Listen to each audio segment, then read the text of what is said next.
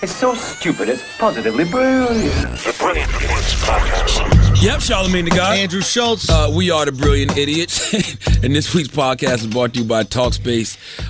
It's sponsored by Talkspace, the only online therapy company that enables you to improve your mental health from anywhere at any time. Get matched with a licensed therapist from over 2,000 choices and message them whenever you need to. No commutes and no judgments. For a special offer for our listeners, visit Talkspace.com/idiots. Talkspace is therapy for how we live today. I don't like when people act like going to see a therapist is a mental health issue. I don't know. Maybe because I look at mental health as being something like stigmatize mental health. Yeah, like it's like it means you're crazy or something. Like I want to go to a therapist. I need somebody to talk to. I go every Friday at 3. If you need physical therapy because you sprain your ankle, you go to a physical therapist. Yes. Right. So if you're dealing with some sort of mental issue, whatever it is, it could be depression, it could be anxiety, it could be some shit, lack of sleep. You could just be stressed about some shit. You know what the majority of my stress comes from? What? Not knowing why I'm stressed. Boom. But that's why you go to a therapist. And I go to a therapist, I talk to this motherfucker, and then he starts opening some shit up for me, and then I go, oh my God, I was nervous about this show. Oh my, that's why I couldn't eat, or that's why I'm not sleeping. It was just this stupid fucking show. Absolutely. That's all it is. You know what? I'm not mad at mental health anymore. Because I understand it's mental. It's your brain. It's your brain. So it's like you're going to work out your brain. That's it. I'm not mad at the term. But people are so scared of the stigmatism. It's like it's similar to gay. Do you know what I mean? Where it's like, like cats, like remember when like if you had the earring in the wrong ear? Yeah. It was like you were gay. If you had 2 earrings. If you had 2 earrings. If you had 2 earrings, gay. Daddy was definitely going to call you the maggot that starts with an F. I'm telling you. Oh, I'm saying, right? But it's similar, right? It was like you were so afraid to put an earring in your right ear that you could have that fucking stigma. Yeah. And then boom. But yo, I'm going to tell you something. Ever since I've been talking about anxiety and going to therapists, mad people who got anxiety and go to therapy. I'm talking to Meryl. Meryl goes to therapy. I'm like, wow. You couldn't see that he's anxious? Now, now after you go, you start to see it. Right? They say people get what's called therapized. Once you go and you start to see what you go through, then you see other people's behaviors and you go, oh, that guy's a pretty anxious person, or oh, that girl's really insecure and that's why she is craving validation, or that guy is really, he's overconfident because he's really, like it's some Matrix type shit. You start to see people's behavior, you see how flawed all of us are. But that's why it's such an illusion in the entertainment industry though, because when I step back now I can see it, but think about the situations we be in. We're supposed to have a little anxiousness. If we about to hit the stage, it's what I mean? We about to perform. So I can't, it's hard to see sometimes. Like, I get why you're anxious in this moment. You get used to your anxiety. Absolutely. But I'm talking about when I'm laying in my bed at home, minding my business. Yep. And I'm like, what the fuck, yo? And what is it that makes you anxious? What is the all kind of shit? I got so many goddamn irrational fears. I'm waiting on the UFOs to come knocking on my door at any motherfucking day. I think about ICE coming to knock on the door because they got the wrong house. I think about anything I read about. listen. Anything I read about, I swear it's gonna happen. Where'd you hired of the cleaning lady from? Hey man, listen. I suffer from psychological hypochondria. If I read it, I swear it's gonna happen to me, yo. I remember when Pimp C died, and I fucking drank a Red Bull during the day. Yeah. And like the whole day, I'm like, damn, how Pimp C died? They were saying it might have been heart failure. So like the whole day, I'm like, yo, what if I have a heart attack? What if I die? So I feel my heart beating crazy. I was about to get on a flight in the morning at 6 o'clock. I'm looking at the time. It's like 11 o'clock at night. I'm like, I can't go to the hospital. 12 o'clock, I'm like, fuck it, I'm gonna go to the hospital. I got some time. Go to the fucking hospital. They got me on all the fucking EKGs and all this shit. And they're like, yeah, there's nothing wrong with your heart. I mean, it's like beating fast, but not normally fast. He's like, did you do anything abnormal today? I'm like, what? They're like, did you drink a energy drink? And I'm like, oh shit, I did drink a Red Bull today, a big ass Red Bull. They're like, oh, get the fuck out of here. But that's what I do. Yeah. I see something on TV. It's called catastrophic thinking. Where you think the worst case scenario could happen to you. I suffer from it as well. Yeah. That's like what I got. I got some pills, that I take, and not for anxiety, but I had to take this prescription, and the shape of the pill changed, and I started thinking that the pharmacist fucked up and gave me a pill that they weren't supposed to give me. And then I started thinking, oh shit, that pill maybe could be developing some tumor inside my body. And like I just spiraled down, bro. Spiraled. God bless the dead. Rest in peace, Combat Jack. Last conversation I had with Combat, and Combat was telling me how his stomach was getting big. And he thought it was just because he was drinking a lot and not eating right, and he realized there was a tumor in his stomach, right? Yeah. So, me, I'm like, I'm always working out. I'm like, damn, why my stomach won't get flat? Yo, so cut carbs. So I had a knot. I got a knot right here on my stomach. I'm like, yo, what the fuck is this shit, yo? So all I keep thinking about is Combat. So I go to the doctor. Doctor's like, yo, you got a hernia and gas. That's from stress, right? A hernia can be caused by stress. Yeah, but mine might have been a combination of stress. Mine might have been a combination of stress and working out. But then I got gas too. So everything's all backed up inside. Yeah, but you couldn't tell me that. Because you know why? Yeah. A motherfucker walked up to me in Canada and said, at a book signing, he goes, yo, Charlemagne, since y'all lost Tax and Combat Jack this year, you next? I'm like, nigga, if you don't get the fuck Yo. Jesus, change your underwear. The fuck? That's what happens when you wear the same underwear for 10 straight days. What did Tory Lane's cousin say to you at the book signing, son? Should have given him $1. Go to the dollar store. Son, yo, you know how many Canadians, son, hit me up after we spoke about that? They were like, bro, I don't know what you're talking about. Underwear's cheap out here. And everybody. I did that too. Tory Lanez, you want some bullshit? I don't know where that happened. Maybe Tory Lanez was living in the States when that happened. I don't know. Must have been. But no Canadian is claiming that. Every Canadian I know is like, I don't know what the fuck Tory talking about. Yeah.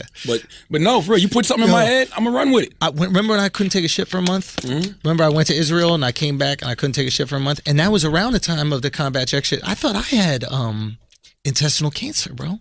I'm telling you. I thought I picked some shit the fuck up. I'm telling you. Hey, man. I thought Jesus gave me cancer for hanging out with those Jews out there.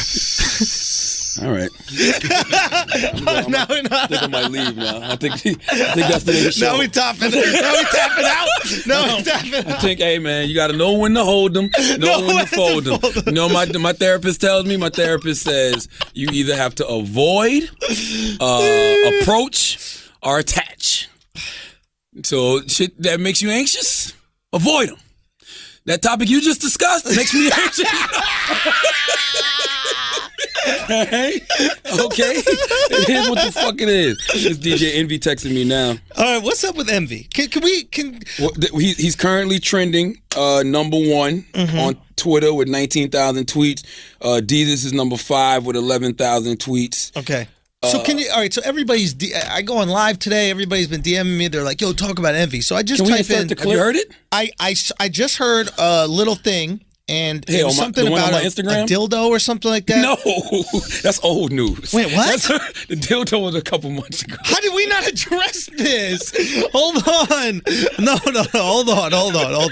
There was a 9.5-inch dildo and a Snapchat thing, and a girl putting her nipples on his back. Yeah, that was old. I was watching. Wait, that's old? Oh my God! I've been watching this all morning. I was watching this. I was like, dude, is Envy getting his cheeks cracked by some chick with a strap on? That's a few months old, man. That's a few months. That's actually been trending. This is the new shit. How did we not talk about this? This is Deezus and Mero. We owe my wife an apology. We owe your wife an apology? What do we do? Absolutely. When you insinuated that she was there for the check on your show. Yes, she did. When you said she was there for the check. That's what you said exactly. I heard it. And so you I have feel... the clip right now. Yeah, you owe her. Right, let's hear the clip. Hold on, Yee. We got the clip on deck? My wife been with me since 15. All right, let's hear the clip. Hold on, I'm talking. Since 15. Before I had $1. She was making more money than me. So to insinuate that she was there for a check or she's good with Envy's check is a disrespect to me. Okay, can I hear the clip? You said you don't remember what he does drink Bex for breakfast. He doesn't do it. No, we do 4 shows a week. Yeah, seriously. You said it on air. You said it on air. All right, hold on. Well, let's hear it. Like I was Rashawn at home, but in the streets I was DJ Envy. So it was 2 different people. And I didn't know DJ Envy. Right. And it was a situation. Well, you know them DJ Envy checks though. What? You know them DJ Envy checks though. That's a little disrespectful, brother. That was a joke, Envy. I don't for take real? that joke when you talk about my wife. All right, I apologize then. You see what I'm saying? You can talk about me all day. You can make jokes of me, but when it comes about my wife and my family, it's a little disrespectful. Envy would never do another joke about you. You should know that. So yeah. Chris had what I thought was the best take on this. Chris who? Chris Moreau. Okay. Chris Moreau says, what did you say, Chris, exactly?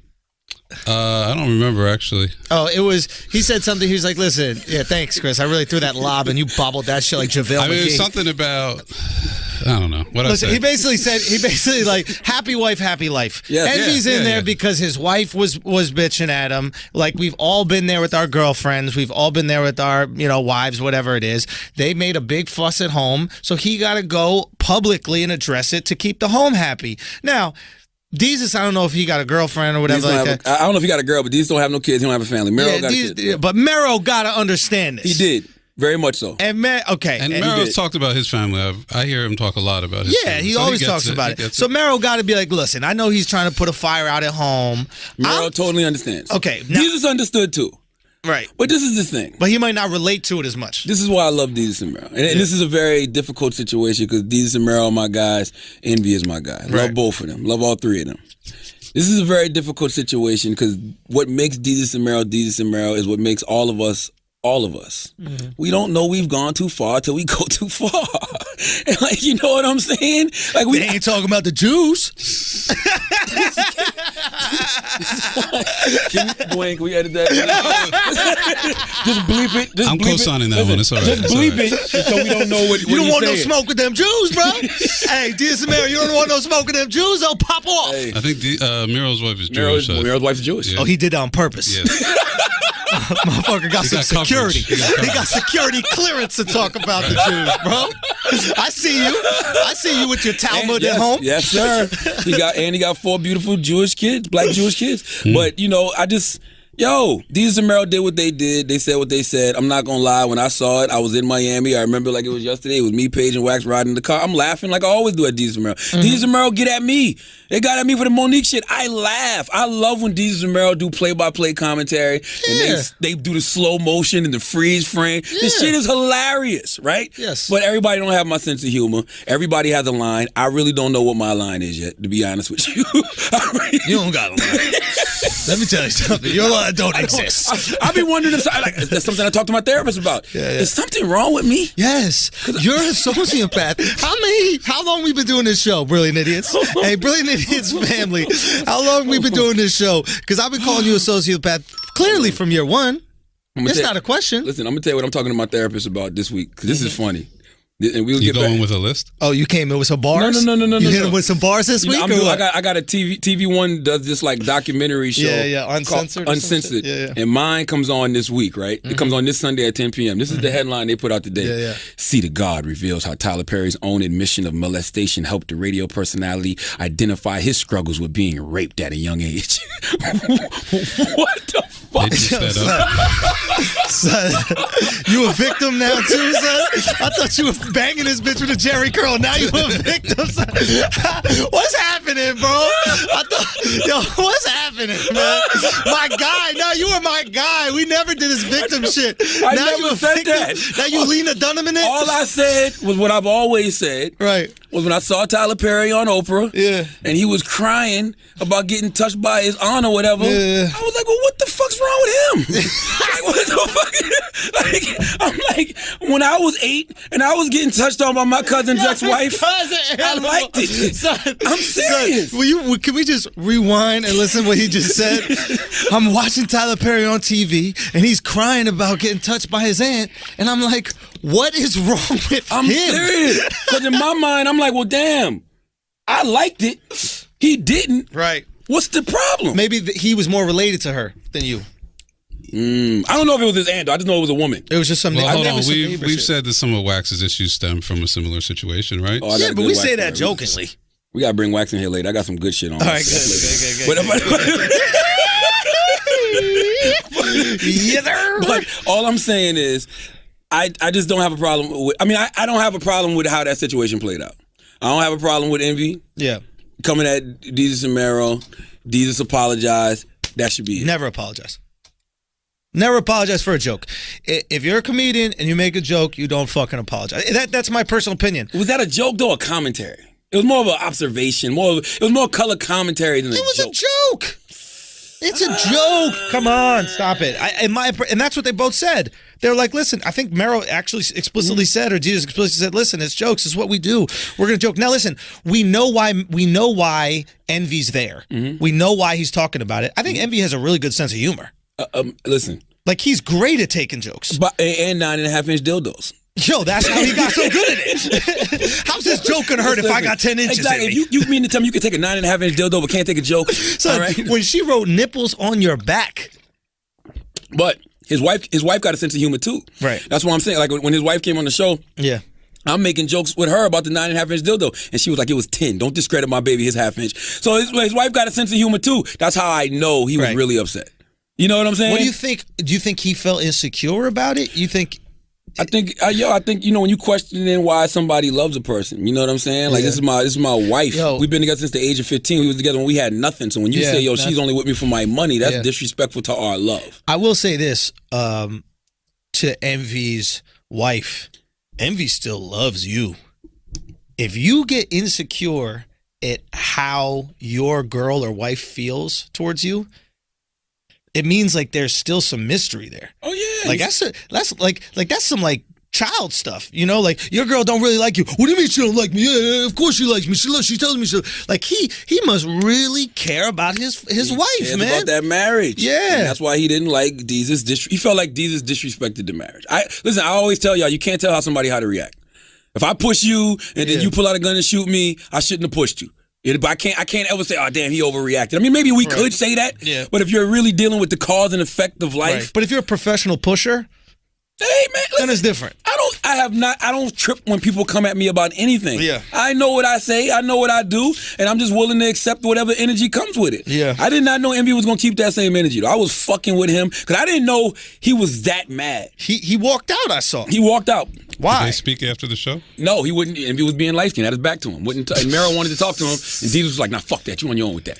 Because they like, you know really? What I mean? They listen. It'll all calm. What'd you down call it? Beige rage. Beige rage. Yeah, that's beige why rage. I wore these Air Force Ones today. For that. And this shit really did feel like Menace to Society. You remember in Menace after motherfucking Kane beat up that dude in the house? I think his name was Chauncey or some shit, and the dude was watching TV and he was telling Chauncey about the fight. Man, you need to see this fight, man. This fight is good, man. It should look like Kane whipping your ass the other day. And he's like, man, let's see if Kane feel when the police get this motherfucking tape. Fuck Kane, right? Yeah. So I'm watching Deezus and Meryl go in on me about Monique. And I'm sitting there laughing like, man, this shit funny, man. Yeah. This shit funny as fuck. Yeah, ha, ha, whatever. And I think I made a comment like, yo, you see when they went in on you? How we missed this? He was like, nah, fuck that. He was like, nah, fuck that. You know what I'm saying? Fuck that. That shit ain't funny.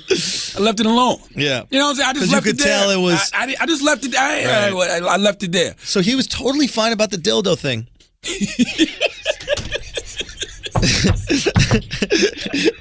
I mean, bro, this whole morning, that's all I'm thinking about is the dildo thing. And I'm like, how am I going to talk to him when I see him? This is the extent of my relationship with Envy, right? He's walking out of the Breakfast Club. Yeah. I'm walking in sometimes, and then I'll go, hey. He'll go, hey.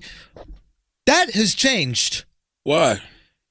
Because now I know he's getting pounded by 10 inches of dildo. One thing Envy's good at, and I've always stressed this with anybody, why are we stressing things that we know are lies? And that's another thing I talk to my therapist about. Oh, I'm sorry.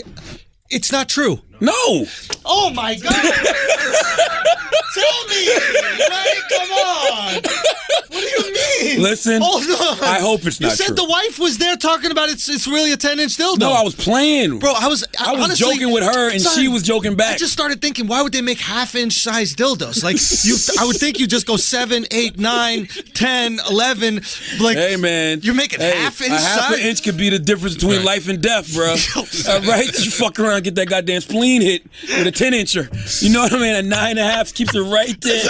People just hobbling back into the dildo shop. Can I just have a 9.5? Yeah, the 10 was a little too much. It was too much. Can I return this? Yeah. As long as it's not brown. Right. If it's not brown and red, you can give it back. But okay, so he didn't. So to clarify, Envy's not getting piped by the dildo. He's not getting piped by an half-inch dildo, and you shouldn't. That's one thing me and my therapist talk about, and we don't do that anymore. Oh but my God. Don't pay attention to things that aren't true. Shouldn't we? Shouldn't you, as an individual, knowing it's not true, be enough? Fuck trying to prove it to everybody else and what everybody else believes and what everybody else is saying. If you know it's not true, shouldn't that be enough? It's something I've felt insecure about in the past is like when there are ideas about me that aren't true out there, like I feel like I want to put out those fires. Because it could turn into a forest fire, that shit, right? With the internet and social media. I understand the insecurity that might cause, man, like, because I've felt it. This shit, listen, the only place coal still works is on social media. What is that? The only place coal still matters in America is on social media. What do you mean coal? The coal is the bullshit. That's the shit that fuels the fire. Oh, okay. Good shit don't fuel the fire. That's so true. Nobody cares about the truth and the lies more entertaining. Give me that goddamn dildo story. Let me throw that shit on the motherfucking fire. Like, nobody cares about that shit. Give me the Andrew's an alt-right person. Let me throw that on the fire. Give me Charlemagne's bleaching. Let me throw that on the fire. Nobody cares about good shit. Yo, that's good so shit. true. Listen, these trending topics. Look at here go Van doing his job. What is it? Can Envy talk to us? let me text him. Let me let him know. Shout out to Van. But I didn't have a problem with it. I think that brothers, and if everybody's saying Envy should have did that on the side, Jesus and Merrill didn't do it on the side. So if something's addressed publicly, about you, address it publicly to people. It makes great entertainment. Makes great entertainment at the end of the day. And guess what? That's really how Envy felt. You know how I know he felt that way? Because it took him a while to come down. And he's going to go back up. And you know the reason he's going to go back up? Why?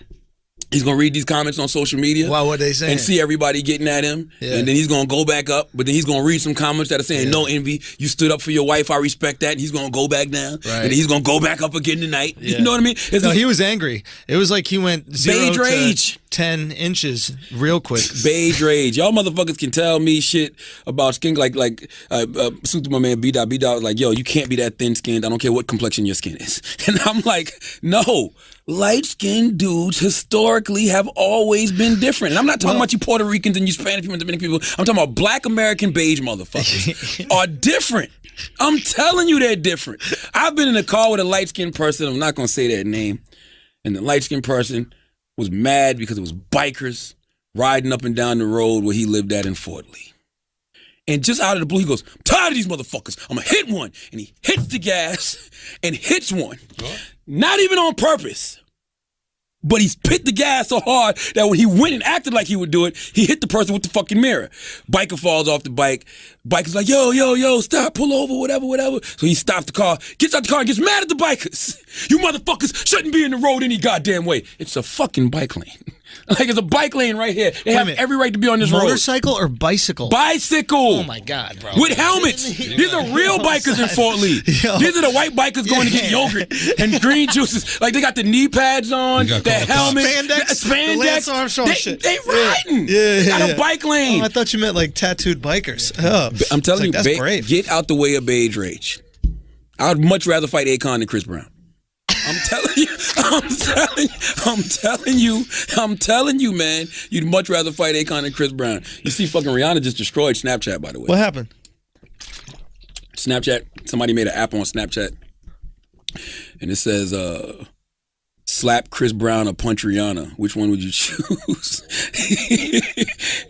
and they put it up there, and Rihanna just put out this message like, "Yo, this ain't even about me, cause I don't got no fucks to give." But what about everybody else that's been through domestic violence and, fuck your, and she said, fuck your apology. I mean, not apology, apology. Oh, apology. And Snapchat's already in the fucking dirt. Oh, yeah, Kylie killed it. Oh, man, now Rihanna just fucking gave it a headshot. Yeah. And Rihanna started it off by saying, y'all my least favorite app anyway.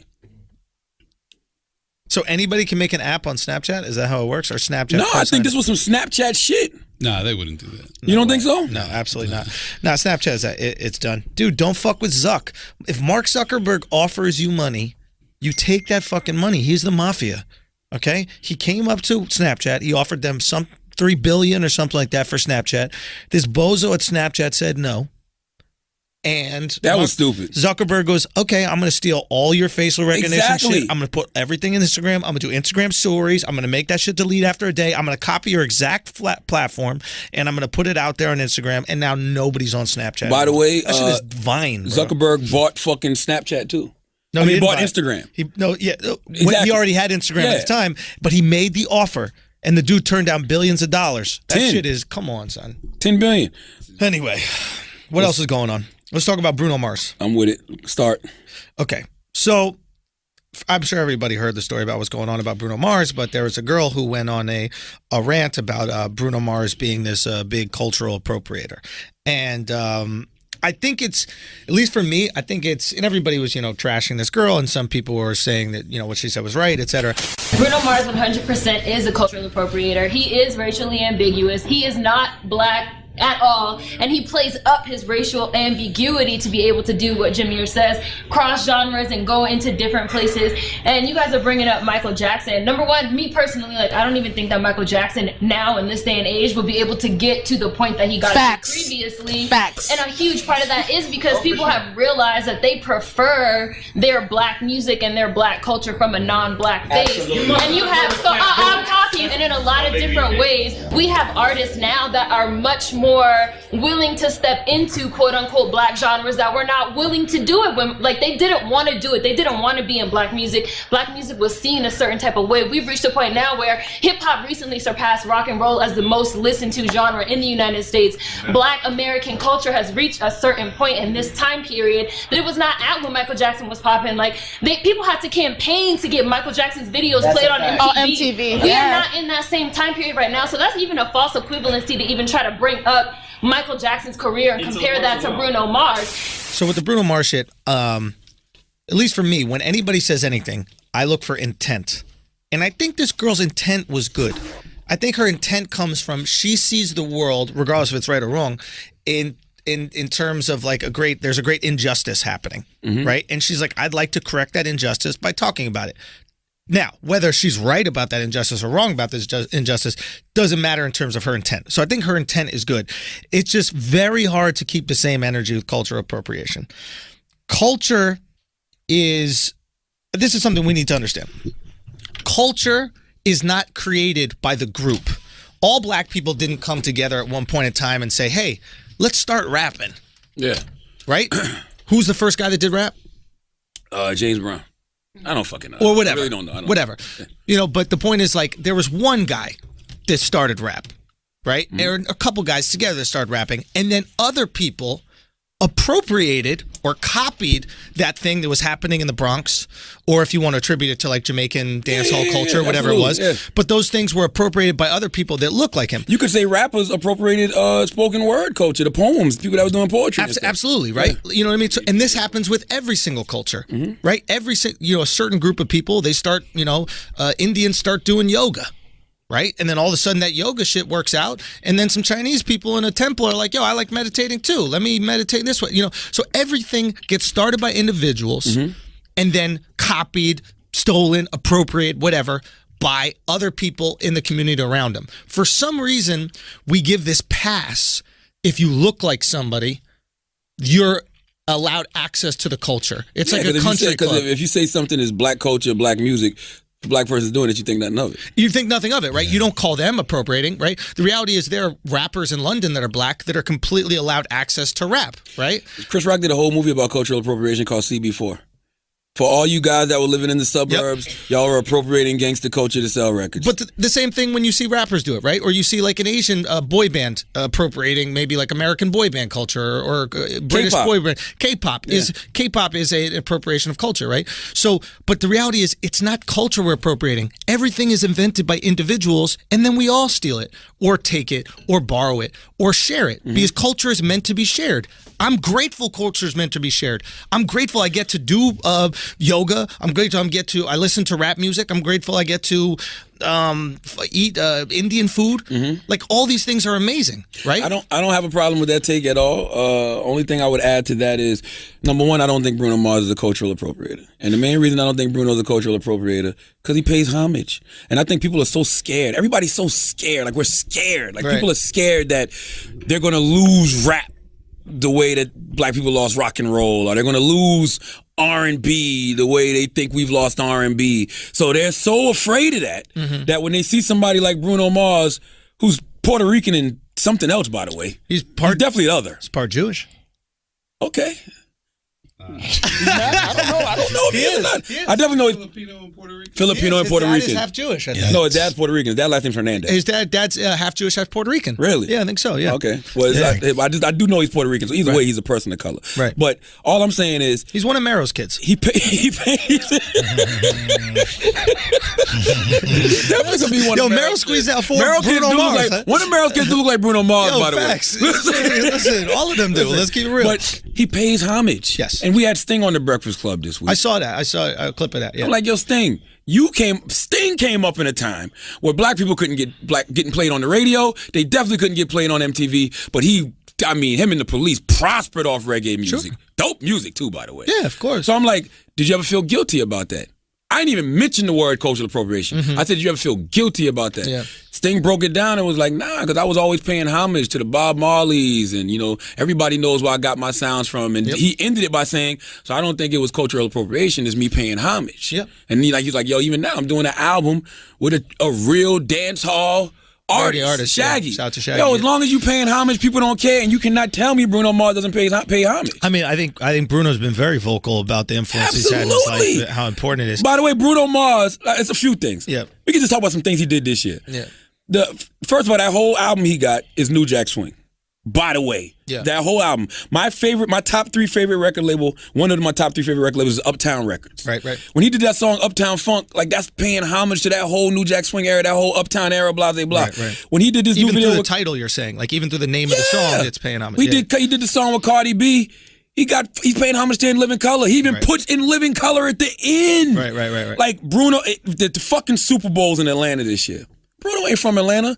Bruno on Twitter like, if you motherfuckers don't get the Atlanta rappers and the hip-hop big R&B scene that has been prospering in Atlanta all these years to do the halftime show next year, the Outkast, T.I., Ludacris, fucking Amigos, all of these big international groups to do the halftime show, y'all tripping. Nobody else speaking out like that. Yeah. I have no problem with Bruno Mars. I didn't even understand. You want to see homage paid. That's it. Just pay homage. I would go so far as to say I don't think you have to. Because we don't... I think you should. It's smart. Not even a race thing. Even you as a comedian, you should always pay homage to the people that came before you. Yeah, but I agree with that. I think you pay homage to what you like, but I don't think it's necessary. Like, for example, like every time you use your cell phone, you're not paying homage to the white people that made it. Every time you turn on your TV, you're not paying homage I think to that's a false equivalence. Every time you use your plumbing, you're not paying homage to white people. But I don't make TVs. Every time you use a satellite, you're not paying homage to white people. I don't make satellites. You don't make it, but you're using it. You're appropriating that culture. No, I'm not. I'm paying for a service. How so? Because I pay my cable bill and I bought this TV and I pay my phone bill. I bought the phone. So Bruno Mars paid his record producers. He's good. No. Why not? He paid for his service. Listen, he paid his record producers. There's nothing wrong. Just pay homage to the culture. All I'm saying is I don't see black basketball players paying homage to James Naismith. He sucked. He started the sport. he was playing on a peach basket.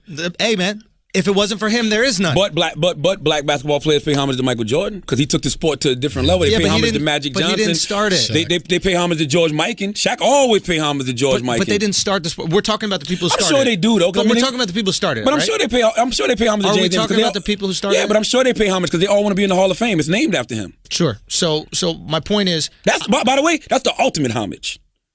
The Hall of Fame is named after Naismith. My point is, as long as you're not disrespecting the culture and as long as you're not like mocking it, I think it's totally fine. I think here's the reality. In order for us to function in society today, right, we all need to appropriate each other's culture. We all need it. I don't want to live in a world where I can't listen to hip hop. I don't want to live in that world. You know what I mean? But you heard what you just said though, right?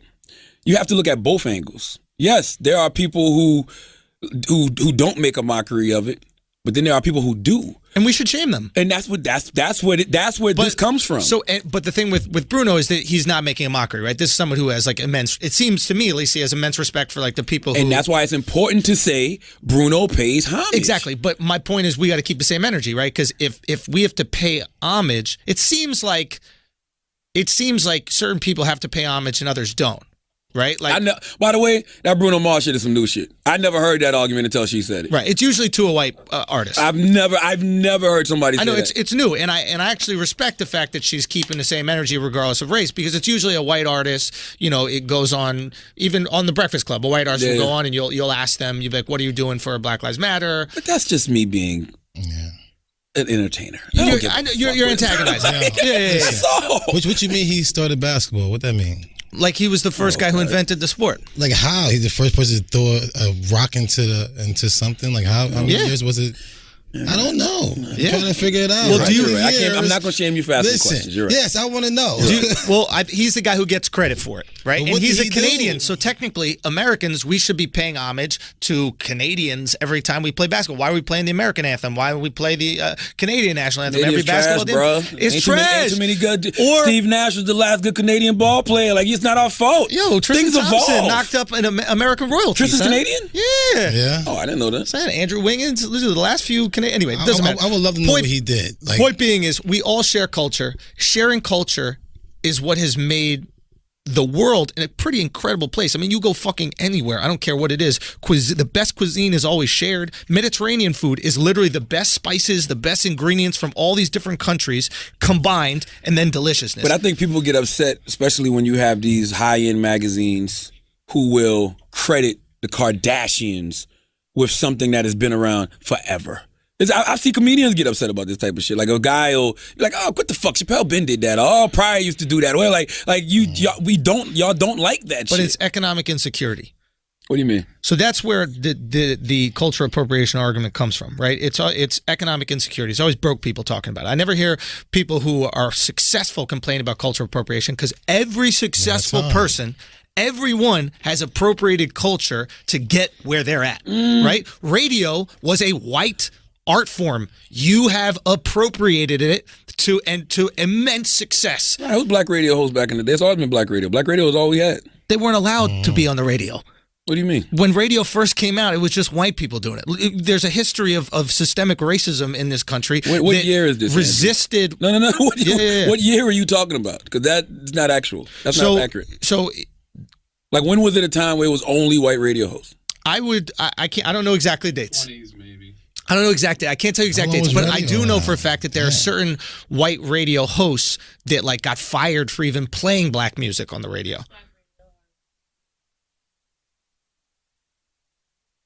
So 1939 was the first black radio host. So that means Hal Jackson. Shout out to Hal Jackson. So that means damn. Wait a minute. Yeah. How old was Hal when he died then? Because Hal was around, but go ahead. I guess my point is, before that, it was only white radio hosts, right? So technically, one could say that you're appropriating this from American white culture, whatever it is. I don't think you need to pay homage to them every morning when you start the radio. But I do, though. But I pay homage to Howard. I pay homage to people who came before me. There's nothing wrong with that. You look what you just said. That's perfect. You pay homage to individuals. So does Bruno. Which is what we should do. But that's the culture of radio. All of these people help contribute to the culture of radio. We're on the same page. You pay homage to the people who have helped contribute to the culture of radio. We're on the same page. I guess what I'm saying is I think individuals are what create these things, and then cultures. You know, we did a whole podcast on credit, right? Yeah. And you like your credit. Love it. So let these motherfuckers get their credit. You think that we're disagreeing, but we're not. Okay. So what I'm trying to say is individuals create these things. I don't think that you should have to pay homage to a race just because a couple people of that race started radio. I think the fact that you pay homage to the greats in radio is awesome. That's great. Technically, white people, if we're talking like that, then white people should always pay homage to us because we created civilization. We were the original man. Exactly. So technically, we created everything. Yo. Exactly. Yeah. So every time I wake up and I walk in a civilized manner to go get a bacon, egg, and cheese, should I be like, "Thank you so much, African"? Black man, yes, you should. Thank you, Matsumoto. By the way, that would do a lot to ease race relations in America. For real. By the way, of course, but like we could keep playing this game, right? Like we could go, okay, but then there's these technologies invented by white people. Oh, but before technology, civilization was invented by whatever. Toilet tissue, exactly. Well, I pay homage to that guy. Pay homage to it. Yeah. By the way, that's why we pay homage to God every day. Because God created us. Everything. That's what I'm saying. It's easy. Nothing exists without God. Exactly. That's why you pay homage to the Creator. We are appropriating our lives from God. We should have God appropriation. Exactly. Like that's what the Bible says. Yeah. God created man in His image, according to His likeness. We are semi-divine creatures. We have, man, I read a dope bar. Well, we'll get to it in a second. I guess what I'm trying to say is I don't think that it should be like a necessity to pay homage. I think it's a great thing to do. But if I see anybody in anything in any typical art form, I don't go, you must do it. We was having a conversation earlier about something that we all should avoid. Right. If you pay homage, you get everybody off your back. It's a great tool. Now, you'll have one person, like this young lady. I don't know. I really don't know why this shit went viral the way that it did. But you might have one person who'll have something to say. Oh, he's appropriating culture, whatever. Right. But then you'll have a whole host of people defending you, saying, this him? Here's the thing. It's the same thing as Monique, right? It's like, I don't know about this girl, but I imagine she might have friends that are trying to break into the industry and they're just not having the same success. And then she's looking at a Bruno Mars and she's like, this person is doing black music and they're not even... I guess they're not black enough. I don't know what her point is with Bruno. Yeah. But I think it comes down to, it's just like, it's basically like, she doesn't want to go, my friends aren't as good as Bruno, aren't good enough. Bruno is uber talented. Bruno's great, right? But a lot of people don't want to look at themselves and go, what can I do better? Yeah. So they'd rather find an excuse. They'd rather go, oh, no, it's racism, it's society holding me. It's people want black music from white artists or something, whatever that. But at the end of the day, it's an excuse. You're not as talented as Bruno. She's been consistent in her hate on Bruno, though. Like, they was showing me, like, an old article from, like, 5 years ago, and she was going in on Bruno. But she had another tweet where she said something like, the best thing that ever happened to Aaliyah was her dying, which is a wax lead off, right? You can't lead off like that. Because when you go read the context of her tweets, what she said made a lot of sense, but not really. Because basically what she was saying was, when Aaliyah was alive, we liked her music, we liked her movies, but when she died, she became this iconic, legendary figure. Happened to everybody, though. But the reason I didn't appreciate that is because you think her family gives a fuck if she became a legendary, iconic figure? No. They want Aaliyah. They want Aaliyah. They don't give a fuck if Aaliyah's singing, doing movies. They want their daughter here. Yeah. So that's why that's just a false equivalency, and that's a person on the outside looking in, not looking at a celebrity as a human being. Right. You're looking at this celebrity as an entertainment entity. That's it. As an idea. That's it. Yes. That's it. That's not the best thing that ever happened to her dying. Because I'm sure she wanted to have kids. I'm sure she wanted to get married. She wanted to eat again. You know what I'm saying? She wanted to eat her favorite meal again. She don't want to be dead. And the other thing I didn't like that the young lady said, this shit she said about Michael Jackson made zero sense. Tell me what your feeling on that was. I was confused. Can you explain what she said first? Yeah. She said Michael wouldn't make it now. Play the clip, Dwayne. I don't even think that Michael Jackson now in this day and age will be able to get to the point that he got to previously. Facts. And a huge part of that is because people have realized that they prefer their black music and their black culture from a non-black base. And you have, I'm talking, black American culture has reached a certain point in this time period that it was not at when Michael Jackson was popping. Like, people had to campaign to get Michael Jackson's videos played on MTV. We are not in that same time period right now, so that's even a false equivalency to even try to bring up Michael Jackson's career and compare that to Bruno Mars. And I also want to say that Bruno Mars is not an original artist in the same way that Michael Jackson was an original artist, in the same way that Prince was an original artist. What Bruno Mars does is he takes pre-existing work and he just completely, word for word, recreates it, extrapolates it. He does not change it. He does not improve upon it. He does not make it better. He's a karaoke singer. He's a wedding singer. He's the person you hire to do Michael Jackson and Prince covers. Who's more ambiguous than Michael? Exactly. I'm like, yo, but that's why you can't, but by the way, that's why you can't talk to young motherfuckers about certain shit. You can't. Yeah, she just don't know what she's talking about. Just hot takes. That's it. Yeah. Mike, the running joke about Michael was he made himself look like a white man. But look, forget all of that. Kids. This is talk about music. Yeah. When Michael Jackson was coming up, MTV wasn't playing black music. That's right. Every top 40 radio stations and all of that shit weren't playing black music. So it was harder for Michael Jackson to sell 75 million records in an era when there's no social media, when black music, the reason they started playing black videos on MTV was because of Michael Jackson. Radio was playing black music. Yes. Well, it had black radio stations. No, but Top 40 was still playing black music. I mean, some of the biggest songs, of course. A handful, it wasn't a lot. But some of the biggest songs in history have come from black artists. Remember earlier when you said like some of these white jocks would get in trouble for playing black artists? This is back in the day. But that's what did.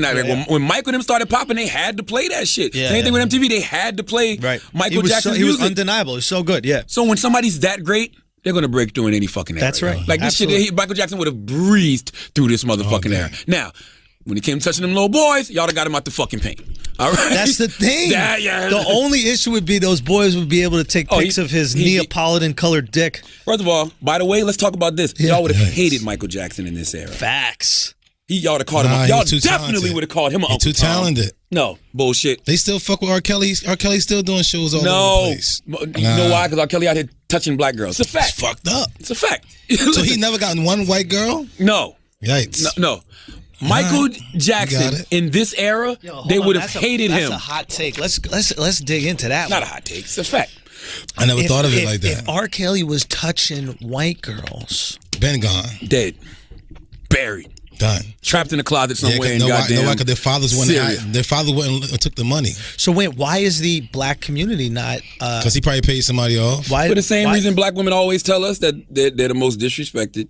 So why are black women still going to the concert? I mean, I don't know. White people aren't going to the R. Kelly concert. No, I'm sure you got a couple out there. I don't fuck with. Oh, of course, sure. But if you look in R. Kelly concert, I mean, we've seen it to the crowds. It's black women specifically, so you can't say black women, fat black women. So you can't say they always want to they're all They always want to get disrespected. smashed, though. They always want to have sex. So it's just like he's like a sex, whatever you call them things, sex icon. Yeah. So sex they gonna go. I'm not talking about black women. I'm scared of black women the same way I'm scared about. No, but you. I think I'm scared about the other guys. Yeah, I'm not talking about them. But I don't have no problems either. No, but that's a great take. So why aren't they more upset? Why are we all more upset? It is a lot of them all. Like we can't act like we can't act like R. Kelly has the career that he has. R. Kelly don't get no endorsement deals. Yeah. You know, he don't sell a lot of records. All he does is tour. Yeah. And it's not even like he's doing huge stadiums and shit like that. He's doing cool, but R. Kelly should be huge. Like R. Kelly should be on a way different level than he is. But that shit slowed him down. Yeah. But they would have hated Michael in this era, bro. They'd have called him Uncle Tom. Why? Because he turned white. He fucking went from an afro and a big nose to goddamn light skin, a little white girl. You think that shit was gonna fly? If you think they killed me and called me a self-hating Uncle Tom Coon, what do you think they would have said to Michael? Oh shit, they would have hated Michael. So you mean to tell me first you black and you bleach your skin and your body and all that, you want to look like a white guy, and you out here me tooing little boys? Yo, son. Michael couldn't have survived this shit. Now if you want to talk about what Michael couldn't have survived, he couldn't have survived this shit, this era with them scandals he had. No way, Jose. That wasn't happening. His music was kind of really still good. Nah, bro. Do you think that he even invites the kids to his house? Once. You do it once? Oh no. You do it until you get caught. Right. Imagine reading them stories now on the internet. Imagine social media. Y'all not really thinking about how social media is now. Imagine being at home and reading about Michael Jackson's speckled dick. Because it was speckled if you read the fucking report. He looked like a Bahama pig. It's probably because he changed his body. He changed his tone. Yeah. So that's why it was different colors. Probably. Michael Jackson had an amusement park in his backyard. Yeah. All the candy you could eat. We make jokes about motherfuckers pulling up in a white van with a mint. You know, a Kit Kat telling the kids to come here. Yo, I'm Michael sorry. had a whole if you're a amusement kid park and you get stolen off of a mint, that's your parents' fault. So that's your parents' fault. Your parents didn't give you good snacks. If a motherfucker got a niggas hungry in Newark, dog. Say what? People hungry in Newark. You pull up on the right block in Newark. In the hood. I'm telling you, a kid with an Altoid in Newark. I'm telling you. You get him off a Black and Mild. 9-year-old. I just thought that I'm not gonna say the conversation was pointless. I'm just not into having conversations that don't lead to anything. Like right now, we just had a productive conversation about cultural appropriation. Yeah. Just talking about Bruno, he's a cultural appropriator. How and why? Then you start talking about Michael. Like, no, you're so wrong. Michael was an anomaly. Michael is Michael Jordan. Michael is Elton John. The greatest entertainer of all time. That's what I'm saying. You can't even compare him to other people because he's the greatest. Different level of talent. Benchmark. That's what I'm saying. The world stopped when Michael Jackson died. I've been wondering since then, who would the world stop for? I thought the world would just stop for Prince. Nope. Yes, it will. Nope. If somebody hit Trump up Prince right now. Prince is dead already. Nah, these kids don't even know who Paul McCartney is, son. Beyonce is interesting. I don't even want to put that out there. Who is that? Who Paul McCartney? Exactly. Nobody knows who Paul McCartney wouldn't stop the world. Nah. He wouldn't stop the I world. don't even know who that is. Nah. I heard it. Honestly, he would not stop the these world. kids don't know who the fuck Chris Paul said that? McCartney is. I don't even know who All that the other Beatles are dead. They didn't stop the world. Exactly. Ringo's alive, but didn't it even don't know. matter. See? See what I'm saying? We knew Michael was alive. Yeah, they don't we carry was that watching weight. him dangle babies out the window. Yeah. We knew he was still out here getting accused of fucking little boys. Yikes. Michael, we knew he was still around. God bless the dead. Yeah. Yo, that's how, holy shit. That's how great Michael was. We knew he was accused of fucking kids, and then we let him adopt more kids. Yeah. You know how great you gotta be? That's that money, man. Bro, Money talks. you know how Money talks. great you gotta be for that Yeah. shit? And white kids. We Yeah. let you adopt white me kids. get We let you him. I raise want your own him. chickens. You know what I'm saying? Son, He we got the let money. He you can take care raise of it, your though. own chickens. They did. They did. That's I got a lot of them too. frightening, son. Come holler at your boy. I don't know, man. I got the birds. Michael is special. That's all I can I'm tell just saying, you. All right, if Michael's- we found out Wax was having sex with chickens, you think that we would let you have a chicken farm? What you mean, sex with chickens? You can't have sex with chickens. You have Speaking of sex Wax with having different- sex with birds.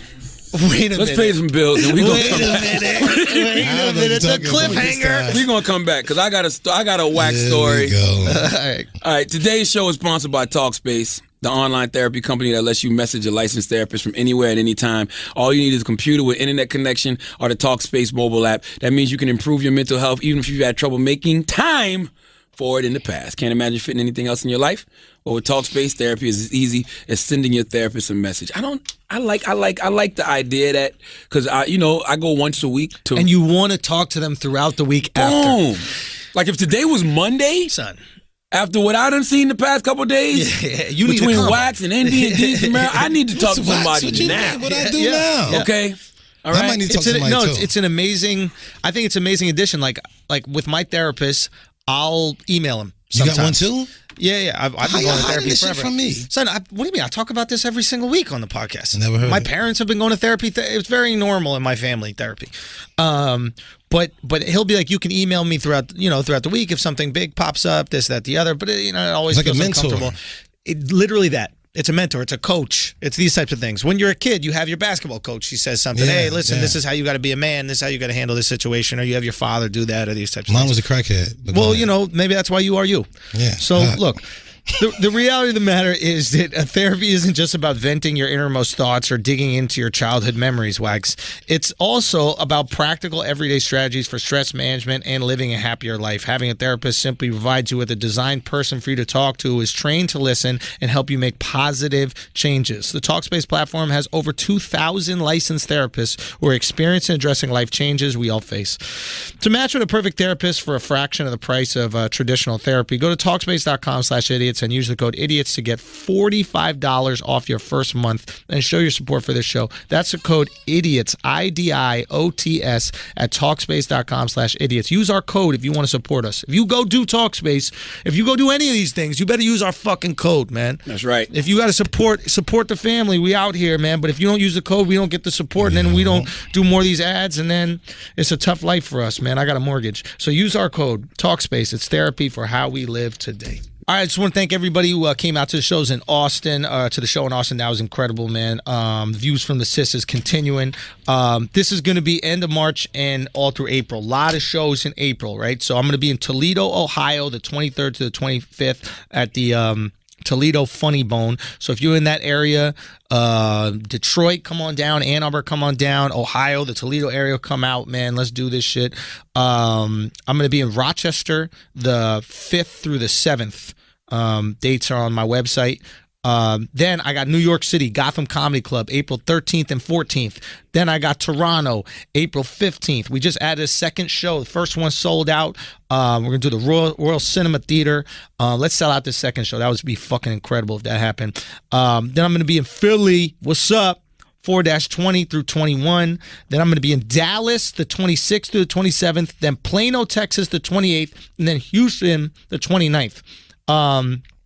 And I'm also adding San Francisco shows. I think those go on sale Friday. I'll mention those next week, but that's going to be in May. But those are the dates for the end of March and April. More dates at the website, theandrewschultz.com. Go check those. Coming to your city. Still working out some European dates. Definitely want to get out there. But thank you guys so much for coming out to the shows and selling the shows out, man. I've been on an incredible run. This shit is crazy. So, man, let's keep building this shit, man. Let's make it explode. Views from the Sis coming to a city near you. All right, let's get back to the show. Now, talk to me about Wax. Let me lead this off the way Wax would. Chill out. I just get right to it. Wax and his white girlfriend. Chill out. Beat up a Muslim Uber driver. Now let's talk about this. Goddammit! All right. Make America great again. Wax and his white girlfriend jumped. Was he Muslim or black?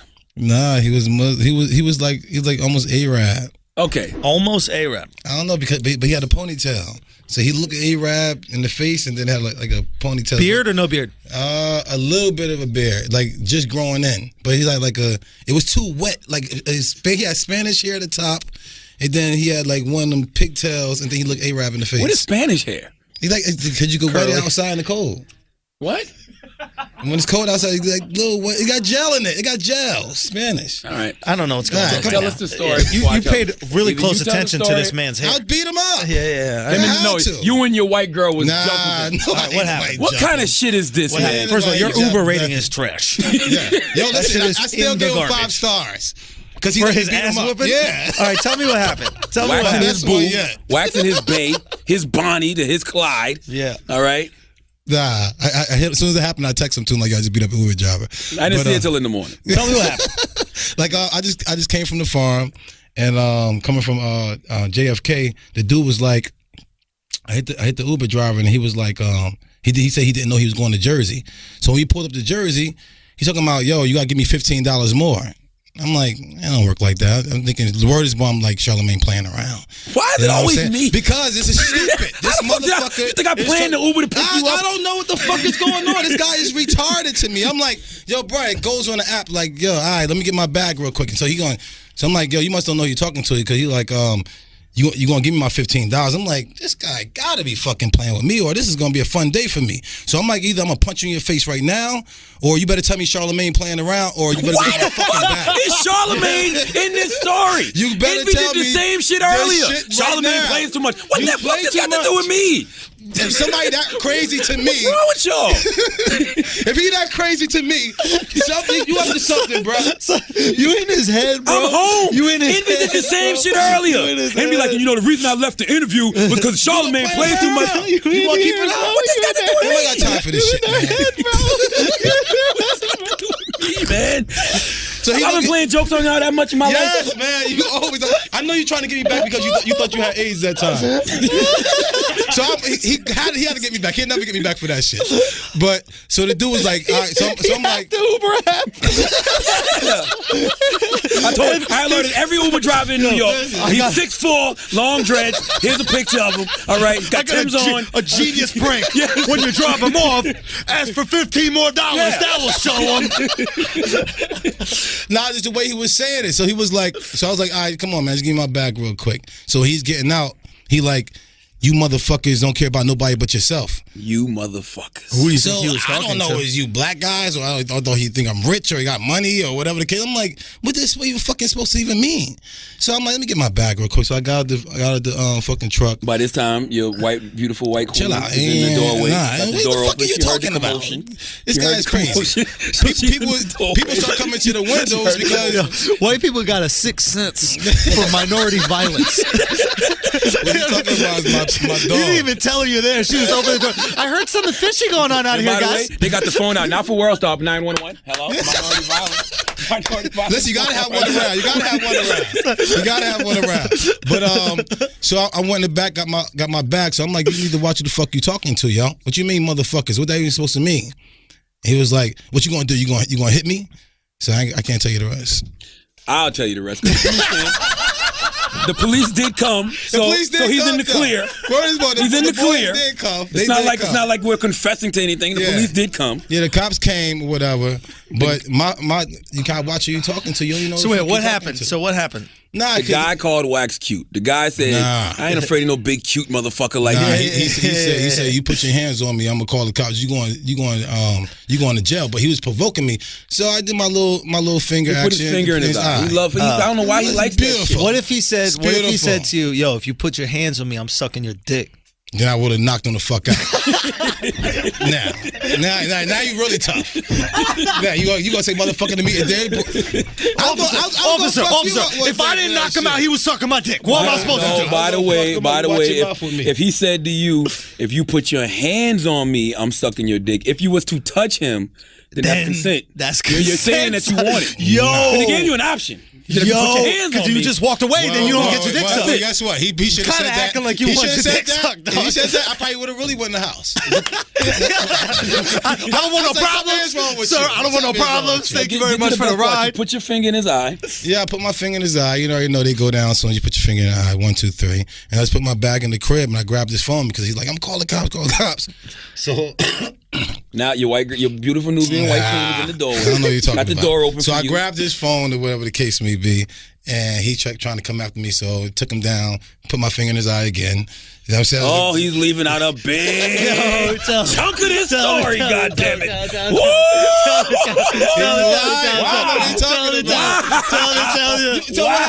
So Shorty comes out. Nubian white queen is in the doorway. White woman. How dare you? Lesser minority attacking my minority. All right. So she's screaming at this. How dare you, motherfucker? What the get fuck? This shit for a lie. So Wax goes to walk in the house because his Nubian white queen said, "Get in the house now." So don't worry about this. Yeah. The guy comes after him, and when he into the house, and when he gets in that he won his doorway, phone. You ever seen True Blood? And how they gotta invite the vampire in, and if they don't, they swing back like this. That motherfucker tried to come in that doorway, and the white girl just starts slamming the door on his arm. Wham! Wham! Damn near broke the motherfucker's arm. You know Wax not gonna let his Nubian white queen fight by herself.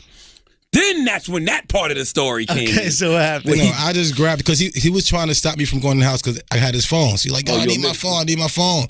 So I took him down. What did the white queen do, though? I was poking him in his eye the whole time. What did the white queen do? I don't know what you're talking about. Listen, man, I don't know who you are, young lady, but I need to meet you. I'm tired of you being a secret. There's no need for you to be a secret. You don't understand how much trouble he getting me into. There is no He's talking to a woman that just came back from Africa. Anymore. He's talking to other woman who talking to me about a bunch of black women and a lot of. Hold on.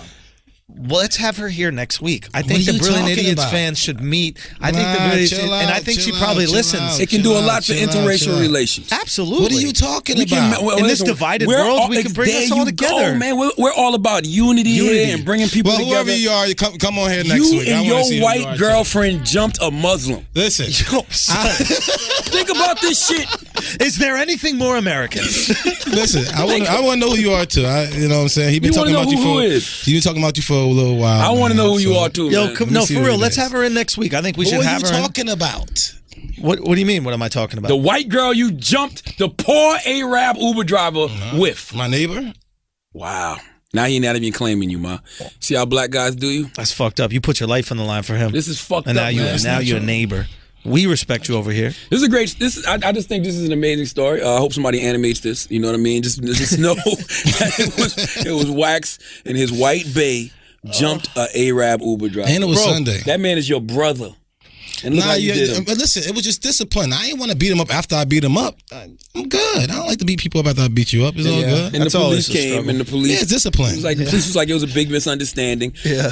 Clearly, they weren't talking to Wax. They was talking to his white bae. Stop it. He was talking. White bae handled it all. I was the only person How outside. great is it having a white girlfriend when the police come? White bae. Keep it very real. It's better than any Wi-Fi in the world. That's a get out of jail free card in White Monopoly. girl crying. White girl crying. Talk about no officer. That's mine. He was coming in my house. He talked to Wax like property. That's mine. All right, don't worry. That's mine. He's fine. No, go inside. I'll handle the this. cops talked to me, and I told him because the guy called the cops and said he robbed me, a robbery, a big black guy. I hear him outside. Come outside the front of the crib, and I hear him like, "It was a big black guy right now, just not rob me over here, whatever I live at." And then, so the cops pulled up, so I came right out the crib. So he was like, "Stand right there." I'm like, "What's good?" So he was like, telling me what happened. So I told him, like, this guy want me to give him $15 because he got to go back to New York and want me to pay for his toll. I said, it don't work like that. Why can't even talk that proper? What are you talking you tell about? His white girl coached him too. His white girl's like, Man, you're probably going to ask you about the podcast. Going to ask you this on the podcast. Say this. All right? You don't even talk that proper. You think what you mean I don't talk that proper? I'm talking to the boys. I'm like, yo, I don't know if you, I don't know what I got. I don't even know if I got a warrant. So let me be easy with you for you. Like, let's look this guy up. I don't need you looking me up. Let's get this out the way right now. Yeah. So I talked to him. He was like, so he wants you to pay cash. How you know you got cash in your pocket? Like, how does Uber thing work? This don't work like that. So he talked to the guy like, yeah.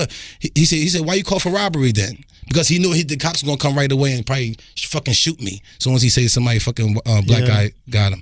So the fucking cops just left. They was like, all right, you got it. Bullshit. They said you good. What else? When you're dealing with cops, what's better than a 4-leaf clover? What's better than a I ain't need that. What's better than a box of Lucky Charms? Once I told him that, White listen, Bay. Why do you think Paige is here? It was 1, 2, 3. Paige, don't. You're what? Yeah, but you're with him more than me. Oh, I'm just saying. You think Paige normally? We still getting locked up with you. You got some leverage to ask for a raise. Next time they get pulled over, you ask for that raise right before the cops come up. I'm scared to have her in the back seat when I'm fucking driving. You think Paige has never used tried to weaponize her whiteness with us? Against you? Paige said, you keep teasing me, I'm going to start yelling help from the back seat of this car. Son, you should. Draw it on the back of the fucking window. You should. That's not cool. They come to shoot us now. Hey, man. Hey, so you want a shot? You got say what? You want a shot? I don't want you a shot. I just want Paige to be paid appropriately.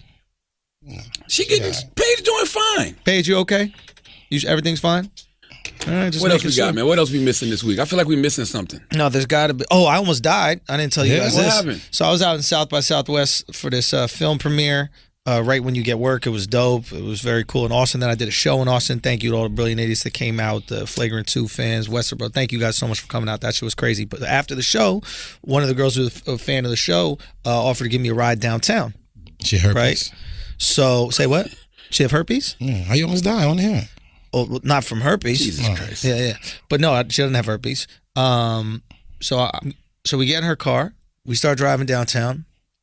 She's talking to me about how she, loves skydiving and all this kind of shit. I'm like, all right. Telltale sign of a person who wants to die. A white girl. I didn't put it together. I'm just interested. Come on. She, no, and I should point this out that she's a girl and she's Asian, which we'll get into later. Nice. We're in the left lane. She sees in the GPS we got to get off the highway, which is on the right side. She crosses 2 lanes, starts accelerating. We're not going to make it.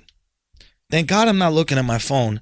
I grabbed the wheel. Asian drive, bro. Son, I didn't think. I'm trying to be open-minded. Yeah, right. I'm trying to be open-minded. I'm going to the bathroom on this time. Yo, I'm what's wrong with y'all? I'm trying to be open-minded. Hey, you ain't none of y'all Chris.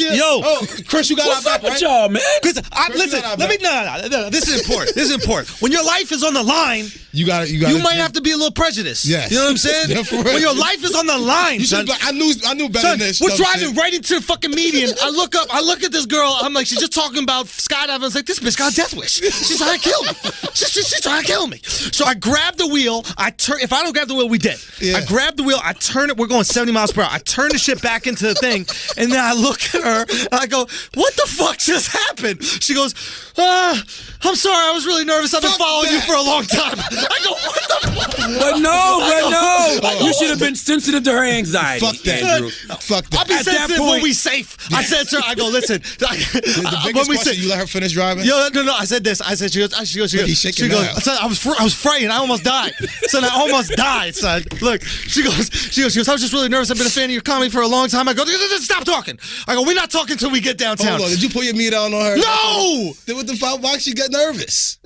Yo, thank you, bro. Thank you, bro. I appreciate you, dog. You know what I mean? I pulled out that envy dildo. She's a fan. She's a fan of Andrew. She never met Andrew. She got anxiety. She's anxious. Son. By the way, that's the other thing. Kill us. That's another thing that we got to deal with. Oh my God. People roll up on you and they're excited. Yeah. Like you don't know. This motherfucking Nino. Yo, son. He comes running at me this morning. Bro, no. You didn't see when Nino came running at me this morning? I'm like, yo, what the? I'm walking into the building. All I see is this. And he had a mask on. Yeah, come on, you know. What the fuck? You know, I know, but you're too ethnically ambiguous to be having a backpack and just running up on people. We don't know. You know what I mean? We don't know. We don't know if this is Allah Akbar. We don't know what the fuck is going on. And this my guy. No, I know we met him before, but I know he rolled into the room, but you weren't even here yet, and it was just me and Alex. He just rolled into the room, and I'm like, what's going on right now? What the fuck is happening? And then he told me where he knows from. With being cautious. Keep it real. When he opened the backpack and started reaching into the backpack, I was like, yo, what are you reaching for? So I'm glad you said it because I wanted to say. I wanted to say, but I didn't know. I had him in the jail with me earlier today, and I told him to go in the locker room because the dude was just sitting there. Yeah. And I don't have a lot because I always I dare somebody to go touch my shit. Yeah. But today a dude was just sitting there. I'm like, go back in there and see if this guy fucking around people's shit. You had a feeling. I know I had a feeling. I know he was up in there because as soon as I came back in like 20 minutes later, he's finally started going into the locker. What the fuck you going to the locker right now for? You've been in here. You've been there for 20 minutes. Why you need to go in the locker? My man. And I never see you. I'm paranoid. I have anxiety. I am a jumpy motherfucker. Yeah, people call me aggressive for that. I don't give a fuck. I'm sorry. It is what it is. It's based off, I guess, my natural anxiety, but also shit that I've been through in my life. You've been jumped. I've been jumped. You know what I'm saying? I watch the news. I see motherfuckers running up on people blowing up shit. Yeah. You know what I'm saying? Who are these people who aren't nervous? Like, that's what I need to meet y'all. Let's meet these motherfuckers. I need to meet y'all. Every time y'all I see get a knocked dude out with thong sandals on, I say that motherfucker too comfortable. No, I don't wear thong sandals if I walk down the street with a girl. What the fuck is wrong with you? Fuck out of here, stupid. Because you have to fight. That's what I'm saying. We have to fight or run. No. You got your toes outside, fuck out of here. I'm running away from some dude. Clap. Fuck out of here, That's bro. what you get. Exactly. I should get beat up for wearing fucking rainbow sandals. What do y'all want us to do? Son, like honestly, like what are y'all not looking at the same world we looking at? I stay early. You don't see these videos where dudes just remember the knockout game? Yes. Yeah. All I need to see that was once. Now every time I walk down the street, every person I look at, I'm like, yo, is this motherfucker trying to knock me out? What's up? Is this guy trying to knock me out? I'm on point. Let me tell you something. United Airlines flight the other day. What the dog said. This shit went from Houston to fucking New York, right? Yeah. If y'all don't know the story, a woman had her dog in her carry-on, and it was I guess she didn't really speak English too good, but her daughter did. Yeah. The flight attendant told her to put her bag up in the overhead. She got a dog in it, right? She puts it up in the overhead. I gave both of them donkey of the day, right? Because first of all, that is just a different level of stupid. Wax trying so hard not to laugh. No, I got dogs, man. But I gave both of them donkey of the day because if you love your dog, right? Yeah. People love their dogs like they children. Kids, man. So imagine a flight attendant say, yo, y'all put your kid in the overhead bin. Fuck you up. You're gonna look at her like she fucking crazy. Yeah. You get up there now. So the fact that these people just did it, I'm like, yo, what the fuck is wrong with them? But why did it die up there? They ain't got no air. No air. It's suffocated. There's air up there. That shit ain't fucking airtight. No, you lay in there next time. Good job. Yo, sometimes I be wanting to lay in there when there's no room. It's just like I can stretch out. Imagine the middle seat. How you fucking feel in the middle seat? I was on the middle seat on the way back here. I'm good. Man, I thought about this the other day. After I gave him donkey today, I thought about it. I'm like, yo, what if I was on this plane and I overheard this woman say she got a dog in her bag? Yeah. And the flight attendant said, yo, anyway, put it in the overhead bin. They both conspiring to blow this shit the fuck up. Word is born. Like, somebody up to something dumb. Somebody up to some dumb shit. Yeah. Hold on, what you mean? It's a dog in there, and y'all just put it in the overhead bin? Hold on, nobody thinks this is strange. Yeah. You know, that's how I felt about the dude who said motherfucker to me. I was like, I think this is strange, bro. Yeah. What the fuck you must? I got my jacket on, but still, you gotta watch who the fuck you talking to. Because he could have a gun. That's what I'm on. Because you gotta be careful. I'm on him. Yeah, a man being that's aggressive words to a man. You don't say that to somebody else that came in. You don't say motherfucker or curse to somebody else. That's a little aggressive man to man. So you want to be aggressive to me? Let me see. When I was on top of him before I hit him in the eye, I was just tapping his waist. I always do that. Like, who the fuck are you talking to, yo? Yeah, you're tapping. You know what I'm saying? What's going on? No, but that's a good point because if somebody's gonna press you, he's gonna have a weapon. Word is born. Yeah, you say something to me, you got something on you. Did you aggressively tap? Because that shit you did does not look like flirting. You started tapping around a person. But not because right now when I'm looking at you in your eyes, you can't feel me tapping your waist. You know what I'm saying? Your heart is so. Oh yeah, I see what you're saying. No. You ain't thinking about me. So I'm doing this all day. You don't feel shit. That's why my OGs used to always tell me. You know what I'm saying? When people approach you, watch if they got their hands in their pockets, because you don't pay attention to shit like that when you feel like you about to be in a situation. Yeah, You're so busy looking at this person. Yeah, you like this, like he's fucking terrified. And this guy got his hands in his pockets the whole time, about to pull out a knife, might have a gun, whatever. Fuck that. And what if the hands are up here? What if? That's what if good. At least you know where his hands at. Yeah. Well, for me, whenever I was in an altercation, I would always kind of rub my hands like this. Because usually people fighting with you. We usually people trying to kill us. someone's trying to kill you, nobody's going to pull out a gun on me. Yeah. Oh, shit. He'll fight you. You almost got to be more concerned. I'm on top of everything. No, I know you're on People call top, me aggressive. but I'm saying That's you got to be more concerned in a physical altercation because you know it's not going to go to the They're hands. not going Someone's to fight going to try me, bro. to use the hands with me. Yeah, so you're a little safer. I am. Isn't that weird? That's why I react the way I react because of other shit. I know he's gonna try to stab me. I know he's gonna try to do some other shit. Could you explain that to a cop? Would they understand that? They get it. We got pulled over. We got pulled over one time in we got pulled over. Hackensack. This one Wax had this goddamn hot box car. This shit was so hot. This shit just did nothing but Benz with tents. So we got pulled over with Florida plates. Come on, bro. White dudes tearing the car up. I mean, they going. They found my brass knuckles. They found his knife. Yeah. And the guy goes, "Whose knife is this?" Like, did you have it on you? I had it on me when they were searching me in the back. He was like, "Why do you have this? What's up with this?" I was like, "Look, man, I'm big as a motherfucker. Somebody try to fight me, man. They're gonna try to shoot me, and I can't have no gun." Cop goes, "You right?" And gave him the knife back. To me. He said, "I'm gonna shoot you too." Yeah. I feel like you told me that. He said, "I'm keeping these brass knuckles." He said, "Nice." And he said, "And you got him." And he said, "And you got him." He said, "Y'all can go here, Y'all go. Yeah, y'all good. So we act like cops aren't reasonable. I feel like if you're honest with them, a lot of times cops will be reasonable. They get it. There's some dicks in everywhere. Don't get me wrong. And everything is dicks. Everybody's gonna have 10% asshole. A cop told me that one. They're like, in any industry, you're gonna have 10% assholes. 10% teachers are gonna be assholes. But what we've been told our whole life. One bad apple spoils the whole bunch. All it takes is and that's why I say, if you're not a bad apple, just stand up and say, "What the stop?" Right is right, wrong is wrong. Like, you don't see me defending OJ. I'm not one of these Negroes. What'd you think about that shit that came out? I think OJ is this. If y'all think I'm a sociopath, I don't know what that means. Matter of fact, I'm gonna be talking to my therapist about OJ Friday. Because I need to know, what is that? I've never seen no shit like that. No, seriously. The fact that you would give a hypothetical, detailed account of a murder. That's why Ash out here say her peoples probably don't care about her, because what the fuck? You allow this man to keep on playing around with your peoples like that? When's the last time you gave a hypothetical? Think about it. Think about when you give hypotheticals. They're extreme hypotheticals. Like, yo, what if you catch herpes? Well, you don't go into detail. I can't detail. No, you don't hypothetical shit you're accused of.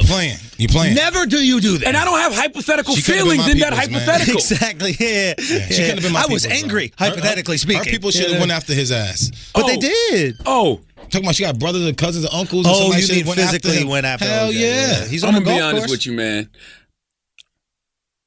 I want to see what you alt-right motherfuckers is about. Yo, because y'all got this motherfucker taunting y'all right now.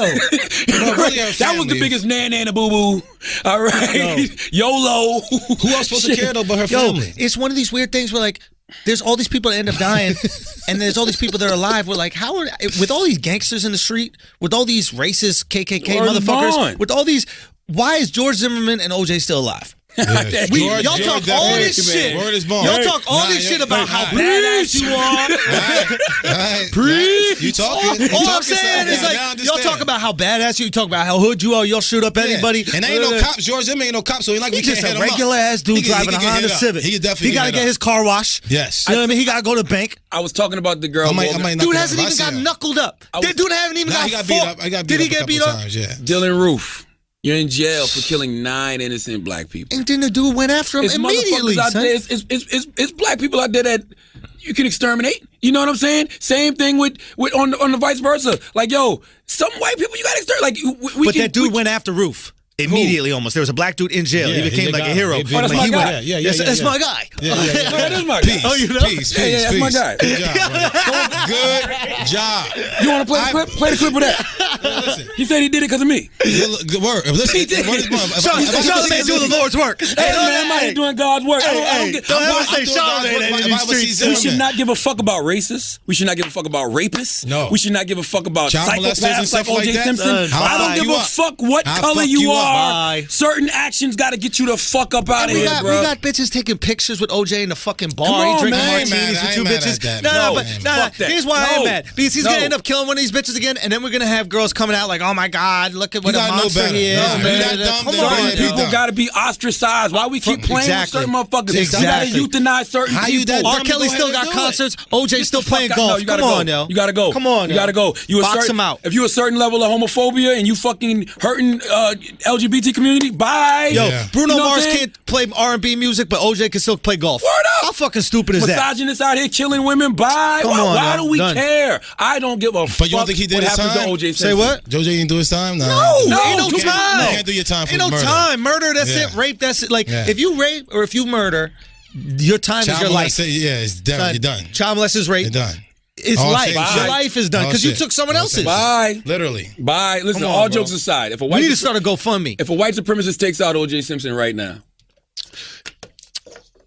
you got to chalk it up to the game, bro. Yeah, you know what? If I fuck up Zimmerman, nobody can say shit. That's what I'm saying too. If a black person takes out George Zimmerman for that exact reason, hero. Like, hey man, guarantee your court bills are paid. I'm not going to fuck up. Guarantee your court bills are paid. I will say this though. I will say this. You got to see something. And I said this on the radio this morning when it comes to Morgan Roof. I don't understand why, if you're racist or you're homophobic or you're misogynistic, whatever prejudice you have, I don't understand why you would risk your freedom and your life to hurt somebody else. I just think that's the dumbest shit in the world. Retarded. Wait, say it again. Why would you risk? You risk your life and your freedom to hurt somebody else? Dylan Roof is in jail because of his hate for black people. Yes. I don't hate nobody that much that I'm going to throw my life away. Son, these people are mentally ill. Son. Yeah. I believe you. So I'm not going to throw my life away. They're not thinking right. Yeah. You know what I'm saying? Like these people who blow themselves up. So what I'm saying is, they're all mentally ill, bro. So you mentally ill people. Yeah, go to Talkspace. Yeah, you go to Talkspace, or if you want to do this, the same way. Go to therapy. If you can't help, but want to kill a black person, OJ. Like, how to get away with murder? Now we hold on. No, that's a low-key genius idea. Damn. We put out a list of acceptable people to be murdered. Then we get chill. We put an acceptable. If we have a serial child molester that's on the streets, right? And we got some people. We got some black people who are really angry. Hold on, 'cause I know a couple of bitches who will probably put me on the list. So you can't. I don't think that's good. You never don't child you think molested? it's some crimes that should get your civil liberties revoked? Yes. Actually, come on, man. Well, everybody got to vote on that.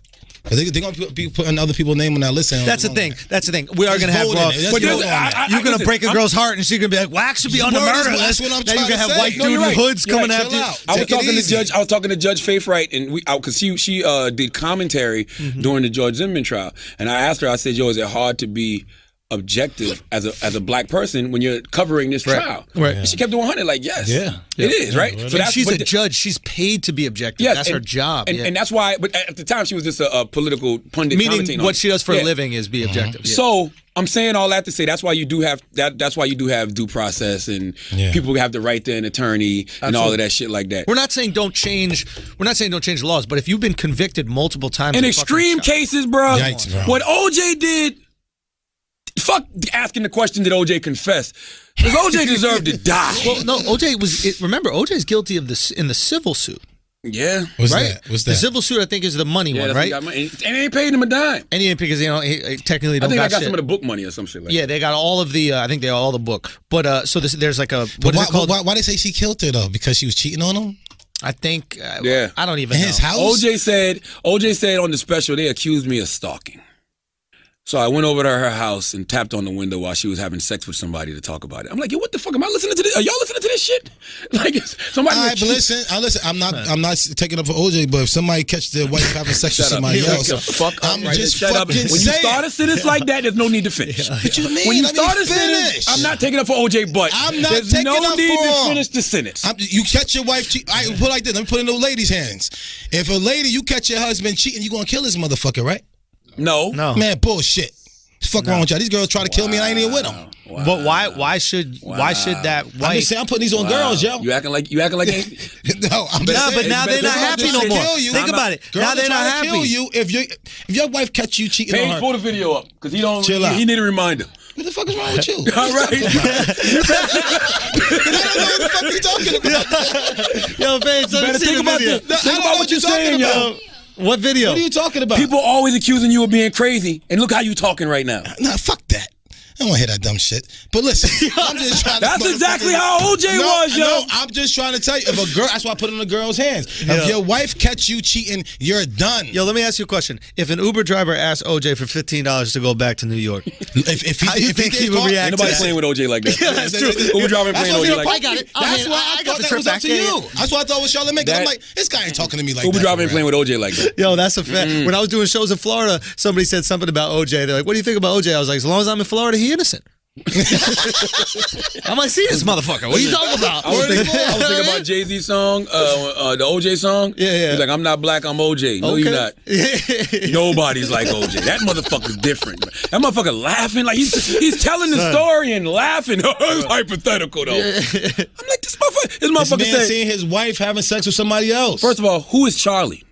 That's his hypothetical name. No. He said he met a guy named Charlie, went over to the house with Charlie. I'm like, all the years of this case, we've heard of an accomplice. Charlie is him. Exactly. Yeah, I thought that's his hypothetical him. No, he said it was him and Charlie. He said Charlie handed him the knife. He said Charlie always carried the knife. Bruh, Son. Charlie's his son? The theory is there was no theory. OJ killed, first of all, it's OJ Simpson. He killed a white woman and a white man with his bare hands. It wasn't like the white man was fucking Bill Goldberg. He's fucking his wife. It wasn't like the white girl was Brock Lesnar. The white guy was Brock Lesnar. Listen, I don't think they deserve to die. So what are you supposed to do? Just walk away after you see a man fucking your wife? Yes. Yeah. All right. Well, you don't everybody tap else, on the window. The relationship was over at that point. I'm not going to do anything, but I think other people out there would probably do that. Like, at least 99% of people going to Not kill him. No. Not kill him. Motherfucker catch their wife cheating every day, man. You're not going to kill him. Here's this. They kill him for less. Here's this What are you hypothetical. talking about? Here's For this tax money. hypothetical. Here's this hypothetical. Wax might have CTE, man. This might be the beginning. I know. It really is. Yo, you sounding real Puerto Rican right now. He Kill got your the wife C. for You got the less. C. You don't got the TE, but you got the You C. burnt the platanos. Yeah. Okay. Puerto Ricans do be killing their wives, bro, for no reason, son. It's not For no reason. Tax son. money. It's because they love him so much. Listen, man. It's because they love you. Hey, I'm wrong. I In ain't say Queens, that. that shit don't Charlamagne happen God. every other fucking Charlamagne weekend. God does not condone. Every other I weekend, didn't they say out, stereotypes. they out on the highway. They out on the highway screaming at their wife for no reason. You don't love me enough. Charlamagne the God does not condone any of these stereotypes. Oh, they that you beat heard it, whatever. on this You know what I Great mean. Podcast. I did see a goddamn baseball player who looked Spanish beating the shit out of his wife on Son, the steps today. this shit who is- was this guy? What was that you guy's mean, name? man? This is You what see that happens, video? son. Man, that shit looks It's crazy. cultural, son. It's cultural. I don't know if it's cultural. It is, bro. I And don't- it'll be over some dumb shit like the Andrew. wife don't like the same team. They're like, why you love the Mets? Come on, we Yankee fans in this house. So say we and you see the guy hitting a woman. Now I what don't we know. gonna do? I don't know if this guy is If I Spanish. see a guy hitting a woman, Yes. what am I going to do? What's our duty? First of all, is he a white guy? Who? Why is this? I mean, it's okay. Well, no, I'd probably go attack him if he's a white guy. Yeah. So if a black guy hitting a A woman. black guy your size, but yo, they got to Y'all work gotta that watch out, this bro. I don't know. Watch this video. I don't know. His name is Danny Vasquez. I don't know what race he is, but watch the video. don't watch it. Okay, hold on one second. Let's see. Oh, my God. That's not cool, Bro, I'd never want to He's see Venezuelan. that. Dude. I never want to see that. Nah, I don't know about what you said about What Puerto is thi- Ricans. Oh, my But by God. the looks of that video, Venezuelan I don't like that. men definitely put hands on their Listen, women. maybe if I see you shake your girl or something, and that's your girl. Son, this is- I probably won't gonna do nothing. But you can't beat no girl up in front Yo, of me. hold I'm up. not This gonna do is the nothing. wildest video. Let me see the that. dude backhands her, slaps her in the face, and then puts her glasses back on her face for her. And they got engaged after that, and she didn't press charges on him. Yikes. Hey, She's man. crazy. Those checks, bro. Yeah. In the stadium. He didn't even wait till he got home. Yo, Damn. son. What you that's gonna do? your- Look at First of somebody all, else? by the way, if you can't wait till you get home, you really got a So problem. you- like you really you psycho, couldn't bro. wait till you got Oh, home. he was looking for the fucking he keeps I can't see backhanding that. her. I can't see I feel that. sorry for her. I can't Son, see this that. is so sad. It's sad. We I have feel to do sorry for her, something. yo. We would have to do something. You gotta fuck him up. Yo, in You all gonna do him honesty, dirty. anytime I've seen a guy, even there's two ways I handle it. Mm-hmm. When I was younger and I was more apt to be like maybe physical, if I have a buddy with me, then we just go. We go, yo, chill the fuck out. And usually the guy will run. Yeah. Because you know a he coward won't. hits his fucking Yeah, wife. bitch That's ass. some pussy shit. Yeah. So he'll run. But as I'm a little bit older, I'm like, am I about to fight some guy who might be crazy on the street? What I do is I'll go up. If I see them yelling, if I see a guy getting a little, You just maybe watch and see. I go up and I say, yo, someone just called the cops. Okay, that's smart. Someone just called the cops. I don't know what the fuck your deal is. It's none of my business. But if you want to go to jail, you're going to keep doing this. If you don't want to go to jail, you guys are going to separate. If I saw And that somebody shit works, doing, yo. if I No, saw that That shit does work. I Nobody want to understand go that. to jail, yo. Understand that. I'm gonna tell you something. If I saw a guy beating his woman the way Danny Vasquez was. We gotta jump in. No, you gotta do something. Once he puts hands, you gotta do something. All day. And you gotta grab a couple dudes. Because dudes gonna see that and they gonna come. This is the thing about dudes, and they can talk all this toxic masculinity shit and men or whatever. You know when toxic masculinity is fine? When a girl's getting beat up by her boyfriend and then we go beat the fucking shit out of him. Yo, four dudes that don't know. I don't know you. I don't know you at all. We look at each other. We go, yo, all right, let's handle this shit. Yeah, fuck what she did. Form like Voltron and beat the hell out of this dude. Can't do it. I'm thinking about my daughter. I'm thinking about my wife. That shit happen. How many times in your life you seen a guy be rough with it and at least press him? You press him and then he walks away. Yeah. Yeah, is it yo? What's what the fuck? And then you start backing up. You pussy motherfucker. What the fuck is your problem? Like yo, you can't do that in front of me. I can't watch that. Do it at home. I don't think these young kids that are so like, oh, we're afraid of altercations and physical things. I don't think that they do it. I don't think these young kids have the energy to do it. I'm gonna be honest. I think we're raising pussies. You know what though? I think we're raising pussies because it's a popularity contest. So what I mean by that is, if Danny Vasquez, say a lot of people like Danny Vasquez and he hits his wife, he could get knocked out. Some people, if they don't like me, dirty. I don't care. But if they don't like me and we fuck them up. Look, Charlamagne's so trash. I understand what that girl was going through, and I'm glad he intervened, but he's still trash. Like I can see it right now. Like you could save a girl getting beaten up by her boyfriend, and you still an asshole. Absolutely. They must really hate you. Then it's all Jesus' fault. What you mean? Say what? Domestic violence is real. Chris about to tell us a fake story about how he saved some girl from getting beat up. No. When I was a kid, something like that happened on my front stoop. What happened? Guy beat the shit out of his girlfriend. My father saw it. He came out with my hockey stick, which I was pissed off about because it was my favorite hockey stick, and broke it up and called the cops. And called the cops. The cops came. The woman wouldn't press charges. Of course not, yeah. Then the guy started screaming at me and my father, we're going to come back and kill you. I'm going to come back and kill you. You know, I'm going to fuck. Girl went right back with him. They finally left. And this was Philly in the 70s, just to show you the mentality. The cop said to my father, when these N-words want to kill each other, next time let them. Jesus. And my father was like, no, like, I got a family and they got to know that, like, if someone's beating up a woman, you step in and you break it up. You don't let it go. And they're like, don't get involved next time. They drove off. Yo, but that's the thing. We get involved for us. Like, this is morals. Your morals. That's it. It's Your my value. shit. Yo, honestly, sweetheart, it got nothing to do with you. Like, because I know if I step in, you're going to go back with him either way. Yes. But I can't live knowing I'm watching some dude be rough with a girl. How am I going to walk around the rest of the day knowing I'm going to let this dude be rough with a girl? Because, we try to work it out in our mind, like, well, damn, maybe that's his girl, maybe that's his wife. I don't give a fuck. You should have did it right here. Hey, chill. And if he's like, yo, what, can I mind your business? Then, hey, man, sorry, we gotta tussle. I ain't with that shit. Real quick. I can't stand that. Like, it's not gonna happen. There's very few things I'll fight for as an adult. Like, as an adult, you could work shit out. Yo, if I didn't know you and I see a dude beating you up, I'm not coming in that motherfucker. On some level, you gotta let me fight. I am going to let you fight. I'm like, let me see what you got. Exactly. Like, look, if I'm unconscious and he's pounding my head, that's different. All right, chill out. But if it's two dudes that just square up. What if he's raping you? If he's raping me, first of all, I'm gonna let the tip go in just for the story later. Son. But I'm gonna stop it. I will stop. Can I be honest, yo? Peace, bro. Can I be honest about this rape shit? Oh wow. Yo, no, I can't be honest about this rape shit. Yo, you should be able. How I say this? Easy, don't say it. No. If you're a dude and you're conscious, like you're awake, and you're getting raped, on some level, you're allowing that. Like why? Because he ain't do no push-ups? No, just squeeze your butt a little. If you squeeze your butt a little like that, like what I'm doing right now. You did get raped before, so you do know. Son, I put my dick in girls' butts. That shit is mad difficult. You need saliva, you need Vaseline, you need lube, all that kind of. You need what? It's called butt struggles.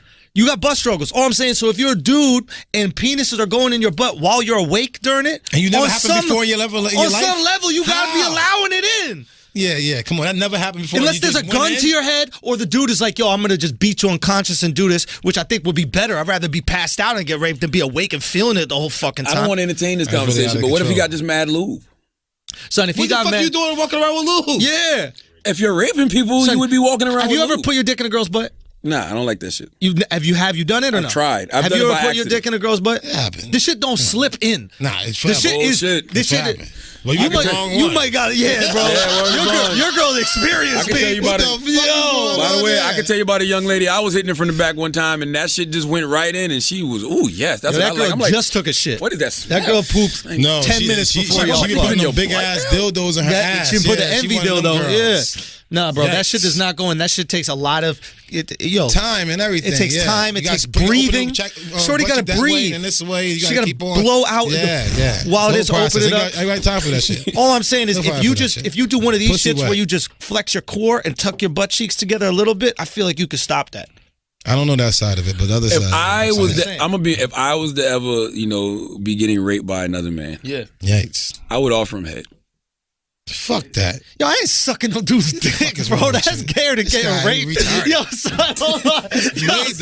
Yo, what the fuck is wrong with you? Gay! That's the gayest shit I ever heard. Why is that gay? That's yes, it is. That's not gay. That's a negotiation. Yo, it's not gay. It's a negotiation. Nah, hold up. You a bad negotiator. Because I'm gonna tell you why. What the fuck kind of if deal you is let this? me.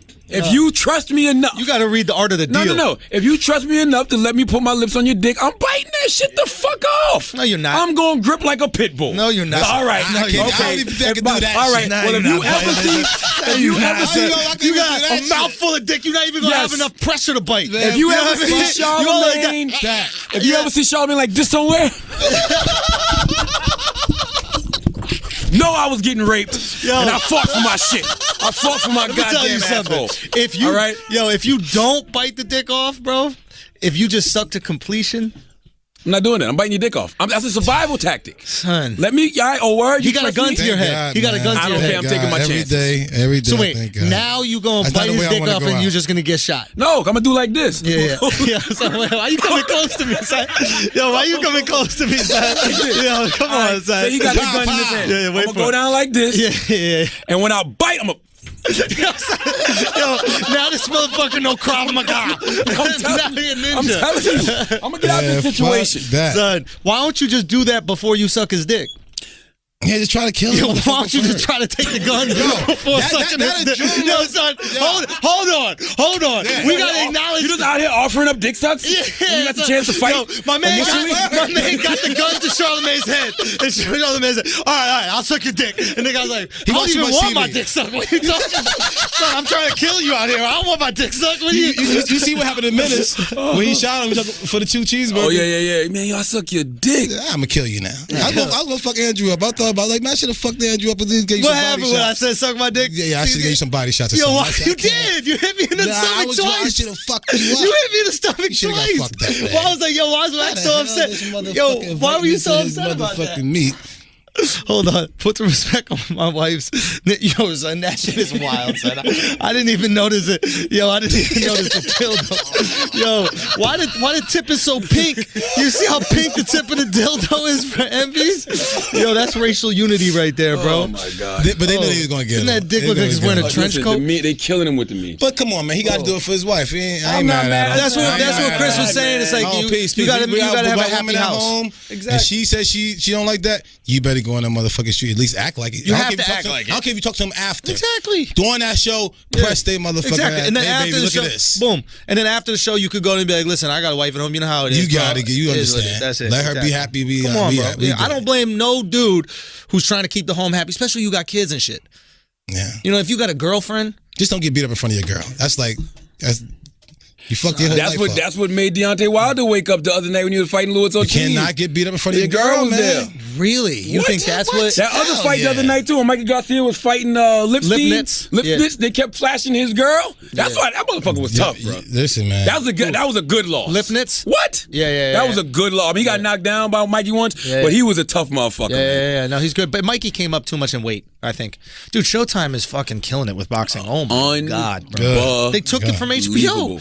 HBO has no more boxing and no more comedy. HBO's taking L's. HBO still got Triple G and Canelo. Right, meaning like they're not the pinnacle of boxing like they used to be. Son, when we were growing up, what was it? Yeah. You're on HBO. I'm watching HBO comedy specials and HBO on boxing. That's why I don't give a fuck about who's number one. Just put me. I just want to be in a. I believe in myself so much. Put me in a position. To be able to do what I'm going to do, and we'll make this shit the hot shit. Exactly. That's how I feel. Because right now people can come to it. Yes. If you can make it so people come to it. Hey man, Showtime I love Showtime boxing. That shit is dope. This is the way they marketed, the way they did their upfronts, everything. HBO ain't got that kind of heat. They just don't right now. And Showtime got all the best boxers. Showtime got all the best boxers. They don't have the best commentators. That's the one problem.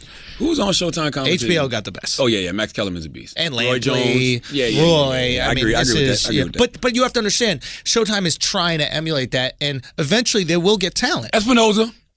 Steven Espinoza. Steven Espinoza's good. It will look. I love what they're doing. Put it that way. And there was a time where you watched Showtime events, and I'm being dead serious.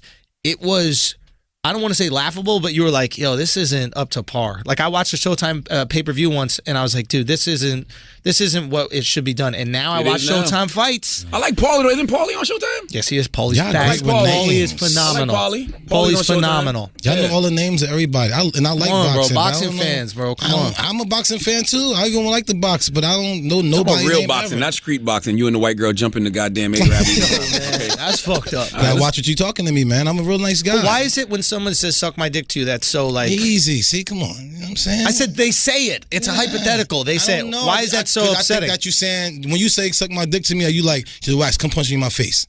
And I'm like, all right. That's how it translates. I got you, in your head. I got you. I said it. What'd you say? You said some shit to me. You were making fun of my sweatshirt, and as you walked, and then you walked out, I was like, "Yo, suck my dick." And then you came over and started punching me in my rib. I was like, "What is happening right now?" My daddy always used to tell me that though. Like that was the thing growing up. My daddy was like, "If somebody tell you suck your dick, either they ready to die or you should be ready to kill." Word is really? Chill your fucking mouth out, man. But suck my dick is just such like that's white boy shit. Yo. It is. Yeah, y'all touch each other meats all the time. Y'all kiss each other and shit. Well, that's our. And y'all kiss each other's dogs. All right, I'm leaving, man. I've had enough of this shit. No. I mean, goddamn. Yo, y'all came out guns a blazing today. No, you're not wrong. Damn. They touch each other meats with no problem. Bro, did we talk about this on this show? I forget which one it is, but we go. That's white people's N-word. What? Is kissing each other? Oh no, I was laughing when you left that comment on the Sting video. You was like, good old fashioned white boy fun, yeah. And I asked Shaggy and Sting how they met, and Sting was like, oh, I didn't really know who he was till I saw him on Tinder, and then I poked him, and then, we meshed. And we've been dating ever since such and such and such. Mind you, Shaggy's Jamaican. He don't play. No, so what he say? Look what Shaggy said was really poignant. Say what Shaggy said. Laughed. But then he goes, Sting, you don't realize how this was the wrong venue for making that joke. But Shaggy can't get too crazy with it. Because he wants the album to come out. Right? Yeah, can't get too crazy. All right, man. That's it for me, man. What are we missing? We got some dates coming up. We're going to put them in the beginning? Yeah. I'll put them in the beginning. And please, everybody watch the TV One special. It comes on this Sunday at 10 p.m. on TV One. It's called Uncensored. They've done one on Tiffany Haddish and Rick Ross and Tamar Braxton and Nia Long. And mine comes on this Sunday at 10 p.m. My Uncensored. My Pops is on it. Pop. G-Spin's on it. I think Angela and Envy's on it. But watch it this Sunday, 10 p.m. on TV One, okay? Do that shit. That's it. Thank you guys for listening, man. Yeah. Birds. As always, if you listen to this podcast, you think we're smart, you think we're intelligent, you think we're brilliant, you're absolutely right. If you listen to this podcast and you think we're just a couple idiots who don't know shit, you're right too. And if we offended you at all during this podcast, you must be new here.